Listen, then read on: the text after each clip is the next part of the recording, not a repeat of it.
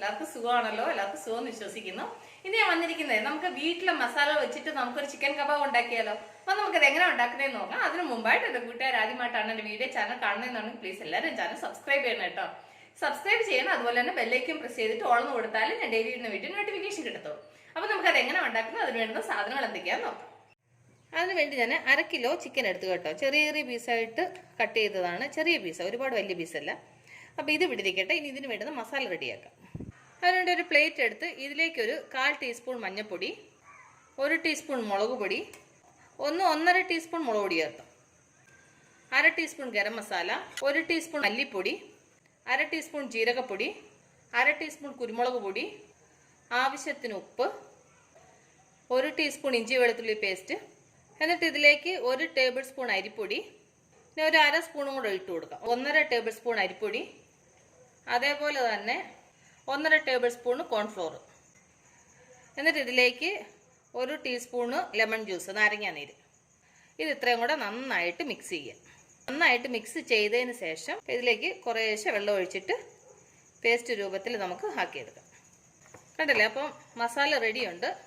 ഈ ഒരു പരുവത്തിൽ മസാല മിക്സ് ചെയ്തെടുക്കണം കേട്ടോ.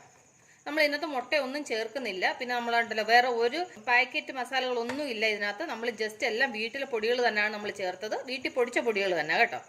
ഇനി നമുക്കിതിലേക്ക് നമ്മൾ അന്നേരം എടുത്ത് വെച്ച ചിക്കൻ ഉണ്ടല്ലോ, അത് ഇതിലേക്ക് ഇട്ടിട്ട് നന്നായിട്ട് മിക്സ് ചെയ്യാം. ഇതിനകത്ത് ചിക്കനകത്തെല്ലാം മസാല നന്നായിട്ട് പിടിക്കണം. അതുപോലെ മിക്സ് ചെയ്യണം. കണ്ടില്ലേ? അപ്പോൾ അത് മസാല നന്നായിട്ട് മിക്സ് ചെയ്തു.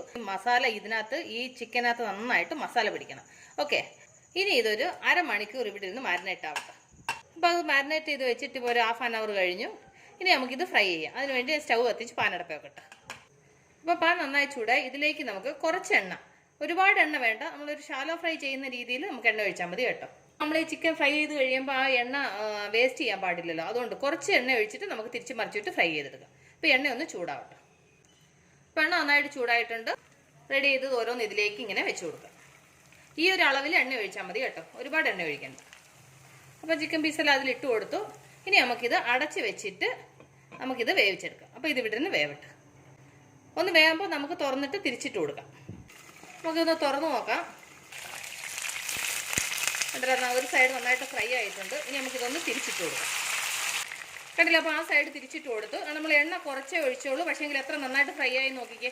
ഇനി ആ സൈഡ് നന്നായിട്ട് ഫ്രൈ ആവട്ടെ. ഇനി നമുക്കിത് അടച്ചു വെക്കേണ്ട കാര്യമില്ല. ഇതിങ്ങനെ അതങ്ങ് ഫ്രൈ ആവട്ടെ. ഇല്ല, അപ്പോൾ ആ സൈഡ് നമുക്ക് തിരിച്ചു നോക്കാം. കണ്ടില്ലേ? അപ്പോൾ ആ സൈഡ് നന്നായിട്ട് ഫ്രൈ ആയിട്ടുണ്ട്.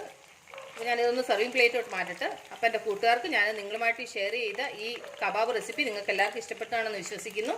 നിങ്ങളെല്ലാവരും ട്രൈ ചെയ്യണം കേട്ടോ. നിങ്ങളെല്ലാവരും ട്രൈ ചെയ്യണം. ട്രൈ ചെയ്ത് നിങ്ങൾക്ക് ഇഷ്ടപ്പെട്ടാൽ നിങ്ങളുടെ ഫ്രണ്ട്സിന് ഷെയർ ചെയ്യുക, ലൈക്ക് ചെയ്യുക, വാല്യുബിൾ കമൻറ്റ്സ് ഇടുക. അപ്പോൾ നാളെ നമ്മൾ രുചികരമായ പുതിയ വീഡിയോയും പുതിയ റെസിപ്പിയുമായിട്ട് നാളെ നമ്മൾ വീണ്ടും കാണും വരെ ബൈ.